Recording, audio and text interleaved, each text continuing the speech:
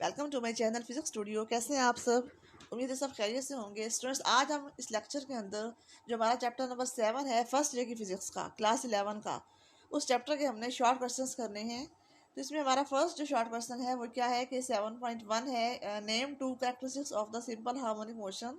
जो simple harmonic motion होती है उसकी दो प्रॉपर्टीज बता रही हैं आपने।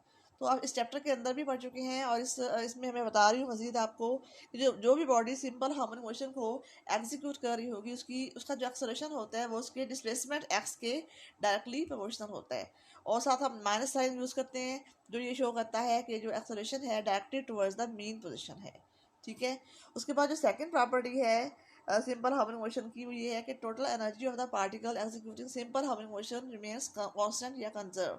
यानी जो भी इसकी टोटल एनर्जी होगी, चाहे वो काइनेटिक हो, चाहे पोटेंशियल हो, चाहे दोनों हो, उनका सम हम लेंगे तो वो कांस्टेंट रहेंगी, वो कंजर्व रहेंगी, बॉडी जिस पोजीशन पर मर्जी हो। ठीक है। और थर्ड जिसका पॉइंट है, simple harmonic motion can be represented by a function of sine और कोसाइन।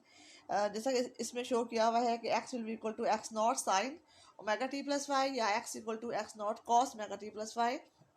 इसमें फाइव जो है वो उस बॉडी का इनिशियल फेज है और जो ओमेगा टी है वो फेज है आफ्टर सम टाइम टी। तो जो भी बॉडी सिंपल हार्मोनिक मोशन को एग्जीक्यूट कर रही होगी उसके डिस्प्लेसमेंट को हम इस फॉर्म में लिख सकते हैं। तो ये तीन प्रॉपर्टीज हैं, इनमें से कोई सी भी दो जो है वो आप क्वेश्चन के अकॉर्डिंग लिख सकते हैं। ठीक है। उसके बाद जो सेकंड क्वेश्चन है, does frequency depend on the amplitude for harmonic oscillator.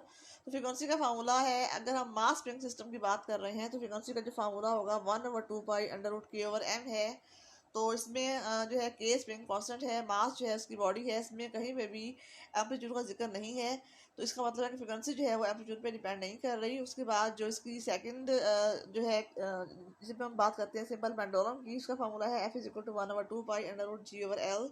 इसमें भी जी जो है वो एक्सेलरेशन ड्यू टू ग्रेविटी है और जो एल है वो सिंपल पेंडुलम की लेंथ है, इसमें भी एम्पलीट्यूड का जिक्र नहीं है। इसका मतलब है कि फ्रीक्वेंसी जो है वो एम्पलीट्यूड पे डिपेंड नहीं करती। उसके बाद जो हमारा थर्ड क्वेश्चन है, can we realise an ideal simple pendulum. Ideal simple pendulum जो होता है उसमें ये होता है कि जो उसका पेंडुलम का बॉब होता है ना वो बहुत ज़्यादा हैवी होता है और स्मॉल होता है और उसको हमने सस्पेंड किया हुआ होता है किसी फ्रिक्शन लेस सपोर्ट के साथ। और जो स्ट्रिंग को हम यूज़ कर रहे होते हैं वो इनएक्सटेंसिबल होती है। तो आम हालात में ऐसी कंडीशंस को ऑब्टेन करना पॉसिबल नहीं है। स्ट्रिंग भी कुछ ना कुछ एक्सटेंसिबल होती है और जो सपोर्ट होता है वो भी कुछ ना कुछ फ्रिक्शन वाला होता है।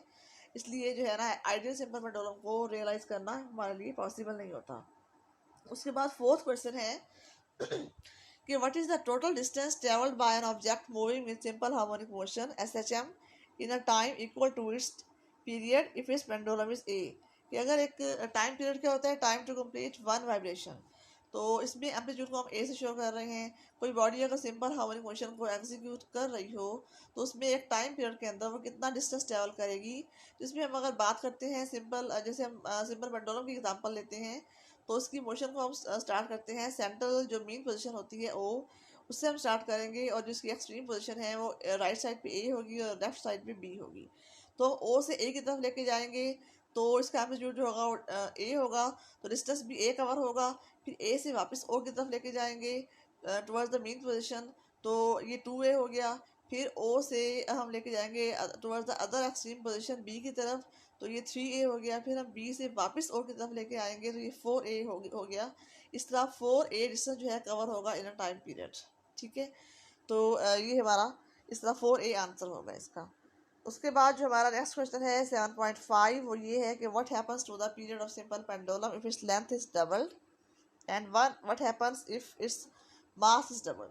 तो जो टाइम पीरियड का फार्मूला है T = 2π√L/g। इसमें g जो है वो एक्सेलरेशन ड्यू टू ग्रेविटी है, L जो है सिंपल पेंडुलम की लेंथ है। इसको अगर हम डबल करते हैं तो हम इसको L प्राइम से शो करेंगे और L prime will be equal to 2L क्योंकि लेंथ को हमने डबल किया है। और इसके अकॉर्डिंग जो नया टाइम पीरियड होगा वो उसको हम T प्राइम से शो करेंगे। T prime will be equal to 2π√2L/g।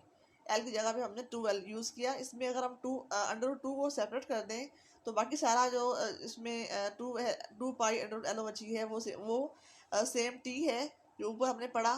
तो इसकी जगह पे हम टी लिख सकते हैं और √2 जो है इसके साथ मल्टीप्लाई होगा। तो √2 की जो वैल्यू है वो 1 पॉइंट इसमें 41 है। ठीक है, 1.41 है इसमें। तो √2 की वैल्यूज़ का मतलब है कि जो पहले वाला टाइम पीरियड था उसको हमने 1.41 से इसको मल्टीप्लाई करना है, तो ये हमारा आंसर आ जाएगा। ठीक है, तो इसका मतलब कि 1.41 टाइम जो है टाइम पीरियड जो है इसका बढ़ गया है। तो उसमें मास का इसमें कोई जिक्र नहीं है इस फार्मूले के अंदर, इसलिए अगर मास को डबल कर दें, हाफ कर दें, जो मर्जी कर दें, टाइम पीरियड पे कोई इसका इफेक्ट नहीं होगा। उसके बाद जिसका नेक्स्ट क्वेश्चन है 7.7 कि does the acceleration of a simple harmonic oscillator remains constant during the its motion, is this acceleration ever zero, explain. तो एक्सेलरेशन का जो फार्मूला है a is equal to minus omega square x है। इसमें omega square जो है वो angular frequency है और ये कांस्टेंट होती है, तो एक्सेलरेशन जो है वो डायरेक्टली प्रोपोर्शनल है माइनस एक्स के। ठीक है, इसका मतलब कि एक्सेलरेशन जो है डिस्प्लेसमेंट के डायरेक्टली प्रोपोर्शनल है। तो इसमें अगर एक्स की वैल्यू ज़्यादा होगी तो एक्सेलरेशन ए भी ज़्यादा होगा, एक्स की वैल्यू कम होगी तो एक्सेलरेशन ए की वैल्यू भी कम होगी, और अगर एक्स की वैल्यू ज़ीरो हो यानी मीन पोजीशन पर तो वहाँ पे ए की वैल्यू भी ज़ीरो होगी। ठीक है, तो स्टूडेंट्स हमने इस लेक्चर के अंदर 6 क्वेश्चन हमने किए हैं इस एक्सरसाइज के। टोटल इसके 13 क्वेश्चन हैं, बाकी जो क्वेश्चन है इसके हम नेक्स्ट लेक्चर के अंदर करेंगे।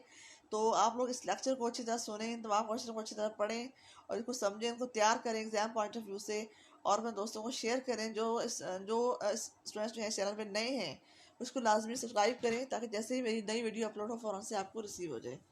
ओके स्टूडेंट्स, थैंक यू, अल्लाह हाफिज़।